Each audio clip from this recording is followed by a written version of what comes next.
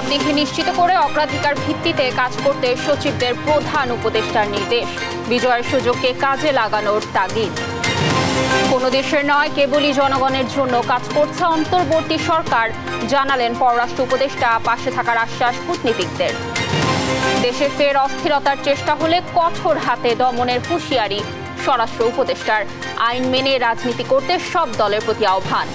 পরাজিত শক্তি বিদেশ থেকে ষড়যন্ত্র করছে বললেন মির্জা ফখরুল। বিজয়কে বিতর্কিত করতে সংখ্যালঘুদের ওপর হামলার অভিযোগ।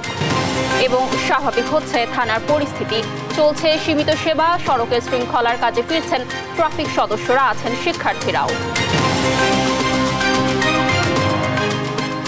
দর্শক, সংবাদ সন্ধ্যায় দেখছিলেন একেএস টিএমটিআর সংবাদ শিরোনাম। পুরো সংবাদ জুড়ে আপনাদের সাথে থাকবো আমি কানিজ লাবণী।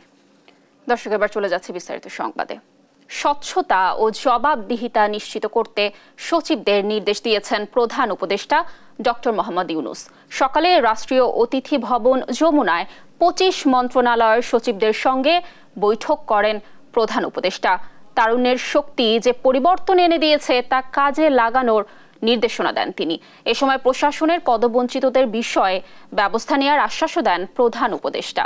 শামীম আক্তারের রিপোর্ট।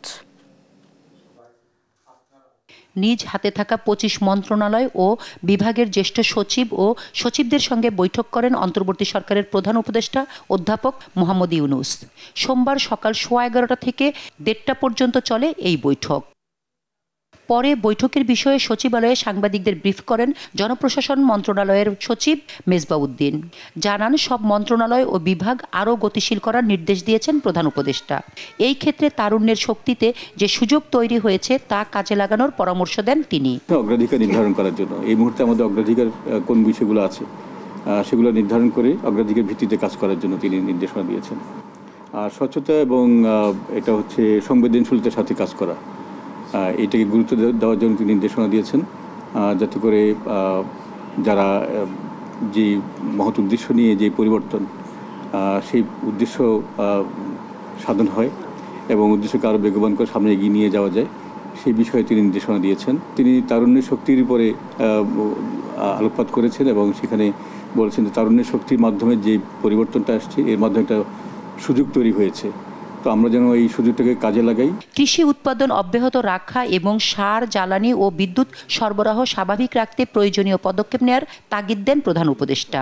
একই সঙ্গে বন্দর, রেল দ্রুত চালুর নির্দেশ দেন তিনি। সার আছে, খাদ্য আছে, বিদ্যুৎ, জ্বালানি, বন্দর এবং রেল, এই সকল বিষয়গুলোকে দ্রুত ফাংশনাল করার জন্য তিনি নির্দেশনা দিয়েছেন এবং এই ফাংশনাল করার জন্য স্থানীয় পর্যায়ে যে সকল সিদ্ধান্তগুলো নিতেই হবে সেগুলো যেন জরুরির ভিতরে নেওয়া হয়, এই জন্য তিনি নির্দেশনা দিয়েছেন। এ সময় প্রশাসনে পদবঞ্চিতদের তালিকা করে ভুলভ্রান্তি চিহ্নিত করে প্রতিকারের কথাও জানান জনপ্রশাসন সচিব। পদোন্নতি যারা বঞ্চিত হয়েছেন তাদের বিষয়গুলোকে আমরা সহানুভূতির সাথে আমরা বিবেচনা করছি এবং আমাদের ইতিমধ্যে আমরা কাজ শুরু করে দিয়েছি।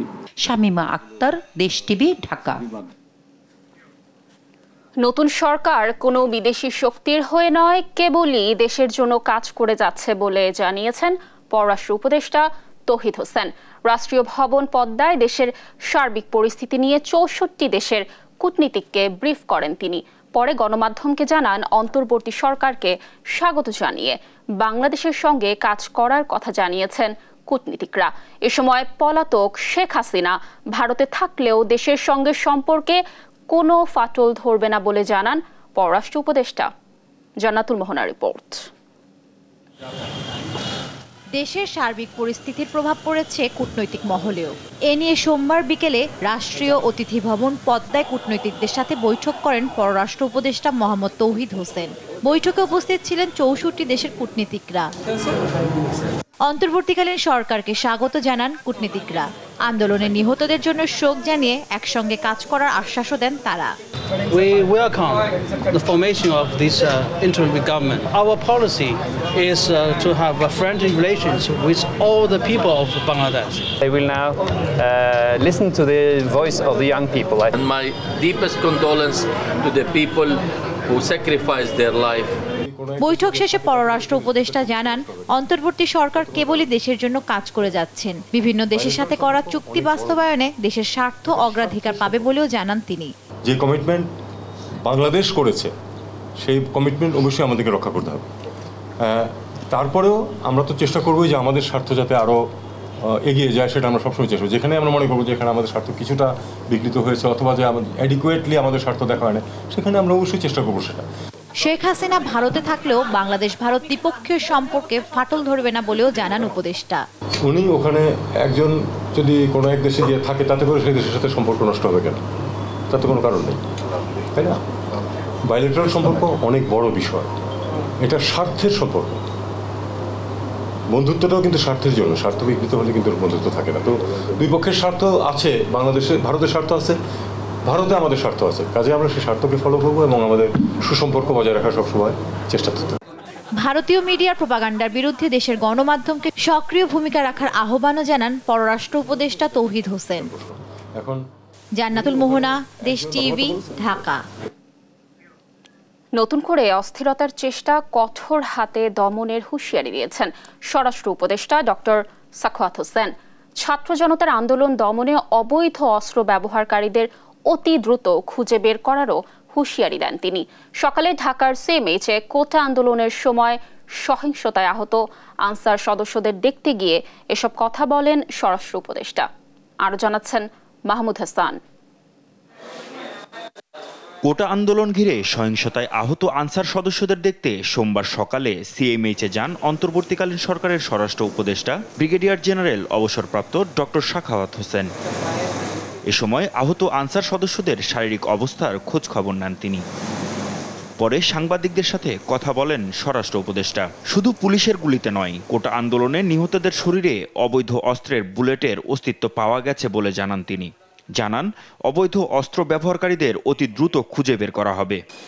এরা কারা, কাদের হাতে এই রাইফেল, যেটা প্রহিবিটেড রাইফেল, কাদের হাতে এটা আসছে, এই এলাকাতে কে কারা দিচ্ছে। এখানে শটগানও আছে। এখানে আমি যে কজনের দেখলাম, আমাদের ডাক্তার সাহেব যেগুলো দেখালেন, এগুলো পুরো বুলেট 7.62। অবৈধ অস্ত্র 7 দিনের মধ্যে থানায় ফেরতের নির্দেশ দেন তিনি। তাদের হাতে এই আনঅথরাইজড ওয়েপন আছে, আগামী 7 দিনের মধ্যে তারা নির্দিষ্ট থানায় জমা দেবেন। যদি জমা না দেন তাহলে দুইটা চার্জ লাগবে। একটা হচ্ছে অবৈধ ওয়েপন, আর একটা হচ্ছে সরকারি নিষিদ্ধ ওয়েপন আপনাদের হাতে। সেটার জন্য আন্তর্জাতিক আদালতও যাওয়া যেতে পারে যে একটু কোথা থেকে পেয়েছেন। This is known as prohibited board. কেউ দেশে অস্থিতিশীল পরিবেশ সৃষ্টি করতে চাইলে কঠোর হাতে দমনের হুঁশিয়ারি দেন স্বরাষ্ট্র উপদেষ্টা।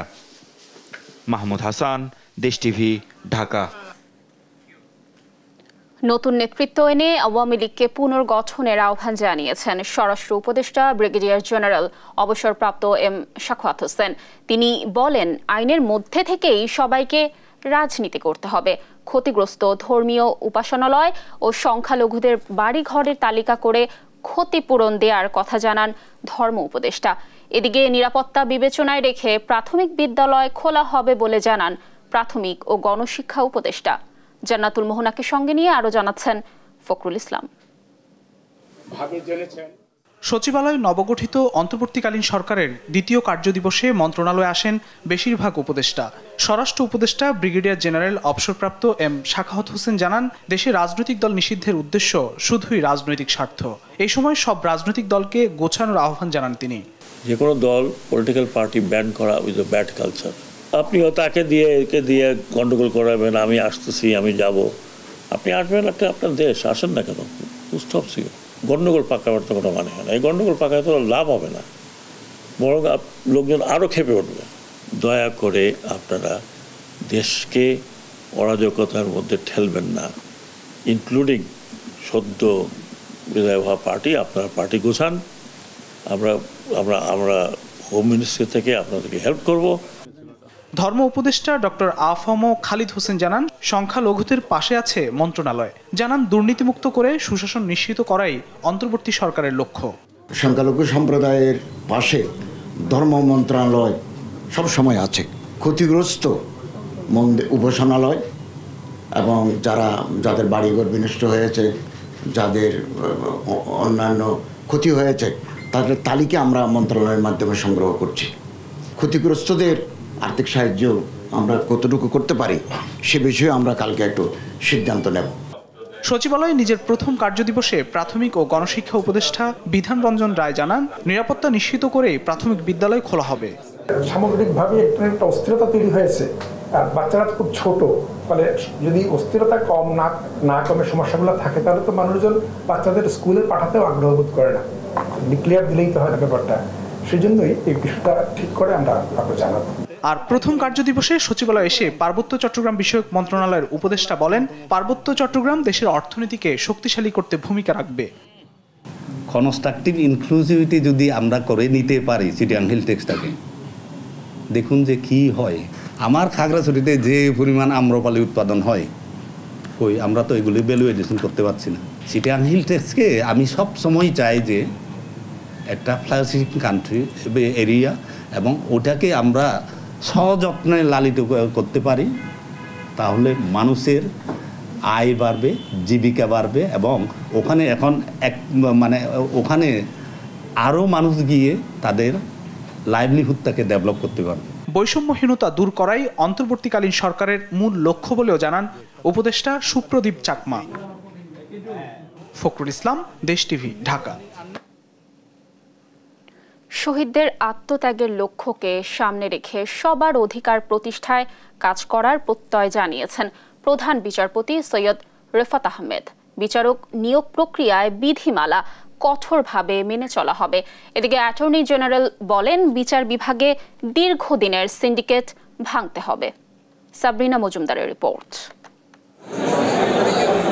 অন্তর্বর্তী সরকারের প্রধান বিচারপতি হিসেবে নিয়োগ পেয়ে প্রথমবারের মতো এজলাসে আসেন সৈয়দ রেফাত আহমেদ। সংবর্ধনায় আইনজীবী ও আইন কর্মকর্তাদের পদচারণায় মুখর হয় আপিল বিভাগ। প্রথমে এজলাস কক্ষে এসে প্রধান বিচারপতি সৈয়দ রেফাত আহমেদ কোটা আন্দোলনে নিহতদের শ্রদ্ধা জানিয়ে 1 মিনিট নীরবতা পালন করেন। এ সময় প্রধান বিচারপতি বলেন, ছাত্র জনতার সীমাহীন আত্মত্যাগ, মহাজাগরণ ও অভ্যুত্থানের মাধ্যমে স্বাধীনতা অর্জিত হয়েছে। সততা, দক্ষতা ও নিষ্ঠার সঙ্গে অর্পিত দায়িত্ব পালন করবেন তিনি। বিগত বছরগুলোতে ন্যায় বিচারের মূল্যবোধকে নষ্ট করা হয়েছে বলে মন্তব্য করেন নতুন প্রধান বিচারপতি সৈয়দ রেফাত আহমেদ। পরে সংবাদ সম্মেলনে অ্যাটর্নি জেনারেল বলেন, প্রধান বিচারপতির কাছে সিন্ডিকেট মুক্ত বিচার বিভাগ ও জাতির জন্য ন্যায় বিচারের প্রত্যাশা করেন তিনি। পৃথিবীর ইতিহাসে বিরল ঘটনা, রাজপথ থেকে বিচারপতি নাম বলা হয়, অমুককে প্রধান বিচারপতি নিয়োগ করা হোক। এই প্রেক্ষাপটে আমি বলেছি, বাংলাদেশের বিচার বিভাগে যে সিন্ডিকেট চলে আসছে দীর্ঘদিন ধরে, সেই সিন্ডিকেট ভাঙতে হবে। ন্যায় বিচার প্রতিষ্ঠা করার জন্য, মানুষের অধিকার প্রতিষ্ঠা করার জন্য সেই সিন্ডিকেট ভেঙে দিতে হবে। বিচার বিভাগের দুর্নীতি ও সিন্ডিকেট প্রসঙ্গে বার সভাপতি মাহবুব উদ্দিন খোকন বলেন, দেশের আইনের শাসন প্রতিষ্ঠার পাশাপাশি দুর্নীতির বিরুদ্ধে দেখাতে হবে জিরো টলারেন্স। সুপ্রিম কোর্টে এবং নিম্ন আদালতে সর্বক্ষেত্রে কোনো সিন্ডিকেট রাখা যাবে না। সিন্ডিকেট শেষ করে দিতে হবে, সকল প্রকার দুর্নীতি বন্ধ করতে হবে। দুর্নীতির ব্যাপারে জিরো টলারেন্স যেন উনি বজায় রাখেন, সেটা আবেদন জানাচ্ছি। এদিকে 8 দিন পর শুরু হলো সুপ্রিম কোর্টের কার্যক্রম। মঙ্গলবার থেকে নতুন করে গঠিত হাইকোর্টের 8টি বেঞ্চ বসার কথা রয়েছে। সাবরিনা মজুমদার, দেশ টিভি, ঢাকা। শিক্ষার্থীদের বিজয়কে ভিন্ন খাতে নিতে বিদেশ থেকে ষড়যন্ত্র হচ্ছে বলে অভিযোগ করেন বিএনপি মহাসচিব মির্জা ফখরুল ইসলাম আলমগীর। অন্তর্বর্তী সরকারের প্রধান উপদেষ্টার সঙ্গে বৈঠক শেষে এ কথা বলেন তিনি। এ সময় জামায়াত আমির ডাক্তার শফিকুর রহমান বলেন, দলের নামে বিভিন্ন জায়গায় সংখ্যালঘুদের উপর হামলা হচ্ছে। এ ব্যাপারে সতর্ক থাকতে নেতা কর্মীদের নির্দেশ দেন তিনি। বিস্তারিত জানাচ্ছেন আহাদ চৌধুরী। ছাত্র জনতার বিজয়কে রুখে দিতে যারা বিদেশে বসে ষড়যন্ত্র করছে তাদের বিষয়ে সবাইকে ঐক্যবদ্ধ থাকার আহ্বান জানান বিএনপি মহাসচিব মির্জা ফখরুল ইসলাম আলমগীর। সোমবার বিকেলে রাষ্ট্রীয় অতিথি ভবন যমুনায় অন্তর্বর্তীকালীন সরকারের প্রধান উপদেষ্টার সাথে সাক্ষাৎ শেষে সাংবাদিকদের সাথে কথা বলেন বিএনপি মহাসচিব। অভিযোগ করেন, দেশকে অস্থিতিশীল করতে পরিকল্পিতভাবে সংখ্যালঘুদের উপর হামলা চালাচ্ছে পলাতক সরকার। আজকে দুর্ভাগ্যজনকভাবে সেই মহলটি যারা বাংলাদেশের অধিকারকে হরণ করে নিয়েছিল, তারা আবার বাইরে থেকে, বিদেশ থেকে, এখান থেকে পালিয়ে গিয়ে ভারতে অবস্থান নিয়ে সেখান থেকে বাংলাদেশের যে বিজয় অর্জন হয়েছে জনগণের, সেই বিজয়কে নস্যাৎ করার জন্য আবার চক্রান্ত শুরু করেছে। আমরা একটা কথা খুব স্পষ্ট করে বলেছি, এখানে এই যে তথাকথিত আপনার মাইনরিটির ওপরে অত্যাচার নির্যাতনের যে একটা গল্প ফাঁদা হয়েছে, সেই গল্পটা পুরোপুরিভাবে উদ্দেশ্যমূলক। জনগণের কল্যাণ হয় এমন বিষয়গুলোর উপর প্রাধান্য দেওয়ার কথা বলেন তিনি। জনগণ যেন ঠিক পূর্বের মতোই সেই সাম্প্রদায়িক সম্প্রীতিকে অক্ষুণ্ণ রেখে, জনগণের নিরাপত্তাকে অক্ষুণ্ণ রেখে তারা যেন এই সরকারকে সহায়তা করে, আমরাও পুরোপুরিভাবে তাদেরকে সেইভাবে সহায়তা করছি। শোক দিবসের নামে রাষ্ট্রীয় সময় নষ্ট না করে জনগণের বিষয়কে অগ্রাধিকার দিতে নতুন সরকারকে আহ্বান জানিয়েছেন বিএনপি নেতা সালাউদ্দিন। জাতির সামনে এখন প্রতিটি মুহূর্ত খুবই গুরুত্বপূর্ণ। এখন আমাদের নষ্ট করার মতো কোনো সময় নেই। কোনো শোক দিবস, কোনো শোক দিবসের ছুটি, এই সমস্ত বিষয়ে আপনারা আমাদের মতামত চেয়েছেন, আমরা দিয়েছি। অন্যদের মতামত আপনারা নেবেন এবং আপনারা সিদ্ধান্ত দিবেন। ডক্টর ইউনূসের সাথে বৈঠক শেষে জামায়াতের আমির জানান, দেশ নিয়ে কোনো ষড়যন্ত্র জনগণের ঐক্যবদ্ধ শক্তির কাছে টিকবে না। জামায়াতের নাম ভাঙিয়ে যারা সংখ্যালঘুদের উপর হামলা করছে তাদের প্রতি দলীয় নেতাকর্মীদের সজাগ থাকার আহ্বান জানান তিনি। সমাজের সকল সেকশনের মানুষ আমরা যদি সমবেতভাবে কাজ করি, ইতিবাচক মনোভাব নিয়ে পরস্পরকে সহযোগিতা করি, এখন যারা দায়িত্বে এসেছেন তাদেরকে সহযোগিতা করি, তাহলে দেশ একটা শৃঙ্খলা এবং সৌন্দর্যের ভিতরে আসবে আমরা আশা করি। দেশকে সমৃদ্ধির পথে এগিয়ে নিতে সবার কণ্ঠেই ছিল সহযোগিতার আশ্বাস। আহাদ চৌধুরী, দেশ টিভি, ঢাকা। পরিস্থিতি স্বাভাবিক হওয়ার সাথে সাথেই থানায় ফিরছে পুলিশ সদস্যরা। এরই মধ্যে চালু হয়েছে জরুরি নাগরিক সেবা। এদিকে ব্যাপকভাবে ক্ষতিগ্রস্ত থানাগুলো সংস্কার করার পরই চালু হবে কার্যক্রম। কায়েস রাহাতের রিপোর্ট, জানাচ্ছেন নাফিয়া ফারজানা। অস্থিরতা কেটে যাওয়ায় থানায় ফিরছেন পুলিশ সদস্যরা। চালু হয়েছে অনলাইন অফলাইন জিডি, পুলিশ ভেরিফিকেশনের মতো জরুরি নাগরিক সেবা। তবে নাগরিক নিরাপত্তায় পুলিশি টহল এখনো পুরো দমে শুরু করা যায়নি। সেনাবাহিনীর সাথে একত্রে ক্ষুদ্র পরিসরে চলছে টহল। আমরা আগের মতোই অনলাইন জিডি বা আমাদের ডিটি অফিসের যে কার্যক্রম সেগুলো হচ্ছে। টহল পার্টি সীমিত আকারে সেনাবাহিনীর সাথে হচ্ছে। এখনো পুরোপুরিভাবে টহল পার্টিটা চালু হয় নাই, তবে অতি সত্বর আজকে বা কালকের মধ্যেই হয়ে যাবে সেটা। সেবা চালু হলেও এখনো থানায় সেবা নিতে আসা মানুষের সংখ্যা ছিল হাতে গোনা। তবে সেবা পাওয়ায় খুশি তারা। আমি আসলাম, আমার একটা আইডি কার্ড হারানো গেছে, এই জন্য আসলাম। ওই স্যারের কাছে আসলাম, স্যারে সুন্দরভাবে করে দিল। আন্দোলনে ব্যাপকভাবে ক্ষতিগ্রস্ত থানাগুলোতে এখনো কার্যক্রম শুরু করা যায়নি। বিদ্যুৎ, পানির ব্যবস্থা সহ প্রয়োজনীয় সংস্কারের পরই কার্যক্রম শুরুর আশা করছেন কর্মকর্তারা। নাফিয়া ফারজানা, দেশ টিভি, ঢাকা। রাজধানীর সড়কে বেড়েছে যানবাহন। কোথাও কোথাও দেখা দেয় তীব্র যানজট। পরিস্থিতি সামলাতে হিমশিম শিক্ষার্থীদের পাশে ফিরেছে ট্রাফিক পুলিশ, যা বাড়তি স্বস্তি দিচ্ছে সাধারণ মানুষকে। কর্মকর্তারা জানান, 2-1 দিনের মধ্যেই পুরোপুরি সড়কের দায়িত্বে ফিরবে পুলিশ। শিউলি রায়ের রিপোর্ট, জানাচ্ছেন আহাদ চৌধুরী। অন্তর্বর্তী সরকার গঠনের 5ম দিনেই সড়কে ফিরেছে ট্রাফিক পুলিশ। রাজধানীর বিভিন্ন পয়েন্টে যানবাহন নিয়ন্ত্রণ ও সড়কের শৃঙ্খলা রক্ষায় শিক্ষার্থী, স্বেচ্ছাসেবীদের পাশাপাশি তাদের তৎপর থাকতে দেখা যায়। ট্রাফিক বিভাগের অতিরিক্ত উপপুলিশ কমিশনার বলেন, ইতিমধ্যে প্রায় 75% পুলিশ সদস্য কাজে যোগদান করেছেন। 2-1 দিনের মধ্যে আগের অবস্থানে ফিরবে ট্রাফিক পুলিশ। আমাদের অলমোস্ট 75 আপ আজকে জয়েন করে ফেলেছে এবং আশা করি 2-1 দিনের ভিতরে আমরা 100% সবাই মাঠে অনবোর্ড হয়ে যাবে।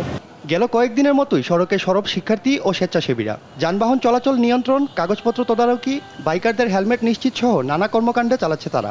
ট্রাফিক পুলিশ কাজে যোগদান করায় স্বস্তি ফিরে আসছে অনেকটাই। ট্রাফিক পুলিশ থাকাকালীন এখন একটু আমরা স্বস্তি পাচ্ছি, এখন একটু ভালো লাগছে আর কি। পুলিশ এখন তাদের কর্মক্ষেত্রে ফিরছে। We are so lucky and happy. আমরা আশা করবো যে আগে থেকে তারা আমাদেরকে ভালো আউটপুট দিবে বা তাদের সার্ভিসটা দিবে আমাদেরকে। এটাই আসলে ট্রাফিক পুলিশদের কাছে আমাদের প্রত্যাশা। যেহেতু ট্রাফিকটা চলে আসছে, স্টুডেন্টরা এতদিন আমাদেরকে সবাইকে হেল্প করছে, তো এখন যদি ট্রাফিকটা তাদের দায়িত্ব যদি স্বাভাবিকভাবে পালন করে, আমার মনে হয় স্টুডেন্টরা এখন চলে যাওয়া উচিত তাদের শিক্ষা প্রাঙ্গণে। এদিকে সড়কে বেড়েছে যানবাহনের সংখ্যা। কয়েকদিন ধরে ছাত্র জনতা পরিস্থিতি সামলালেও ট্রাফিক পুলিশের উপস্থিতি বাড়তি স্বস্তি দিয়েছে সাধারণ মানুষকে। আহাদ চৌধুরী, দেশ টিভি, ঢাকা। খেলোয়াড়দের রাজনীতিতে দেখতে চান না প্রধান নির্বাচক গাজী আশরাফ হোসেন লিপু। এজন্য রাজনৈতিক দলগুলোকেও এগিয়ে আসার আহ্বান জানান তিনি। পাকিস্তান সিরিজের দল নিয়ে সংবাদ সম্মেলনে এসব কথা বলেন লিপু। এ সময় তিনি জানান, কোটা নয় মেধার ভিত্তিতে দলে জায়গা হয়েছে সাকিব আল হাসানের। আল মাহমুদ ফাহিমের রিপোর্ট। পাকিস্তানের বিপক্ষে টেস্ট সিরিজের জন্য রোববার দল ঘোষণা করে বিসিবি। একদিন পর আনুষ্ঠানিক সংবাদ সম্মেলনে আসেন প্রধান নির্বাচক। ব্যাখ্যা দেন 16 সদস্যর দল নিয়ে। তবে সংবাদ সম্মেলনের পুরোটা জুড়ে ছিল সাকিব প্রসঙ্গ। গাজী আশরাফ হোসেন লিপুও টেস্ট মেজাজে স্পষ্ট করেন সবকিছু। এটা তার পারফরমেন্সের আলোকেই যাচ্ছে। সোফার তিনি তার পারফরমেন্স দিয়ে তাকে নিজেকে যে জায়গায় নিয়ে যেতে পেরেছেন, and তার যে adjustability in different format of cricket, পাকিস্তানের বিপক্ষে তার রেকর্ড, সবকিছু মিলিয়ে তিনি যাচ্ছেন। এ সময় উঠে আসে খেলোয়াড়দের রাজনীতি প্রসঙ্গ। সেখানেও স্ট্রেট ড্রাইভ খেলেন প্রধান নির্বাচক। প্রসেস ঠিক করা হবে যে কেউ জাতীয় দলে থাকা অবস্থায় রাজনীতি করতে পারবেন কিনা। মেধার জায়গাটাকেই আমরা সমুন্নত রেখেছি, প্রত্যেকটা প্লেয়ারের ক্ষেত্রেই এটা হয়, তো সেটাকে বিবেচনা করি তিনি দলে আছেন। গত বছর থেকে টেস্ট দলের বাইরে আছেন তাসকিন। সংবাদ সম্মেলনে তাসকিনকে ফেরানোর ব্যাখ্যা দেন লিপু।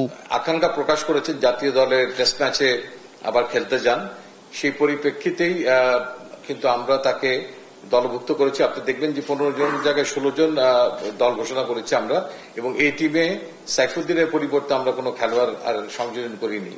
সো দ্যাট এখান থেকে আমরা তাসকিন আহমেদকে সেকেন্ড 4 দিনের যে খেলাটা থাকবে এই টিমের, তার জন্য অ্যাভেলেবল করে দিব। পাকিস্তান সিরিজ দিয়েই শুরু হচ্ছে টাইগারদের ব্যস্ত টেস্ট মৌসুম। আগামী 21 আগস্ট রাওয়ালপিন্ডিতে প্রথম টেস্ট, করাচিতে দ্বিতীয় test 30 August. Al Mahmud Fahim, sports desk, দেশ টিভি।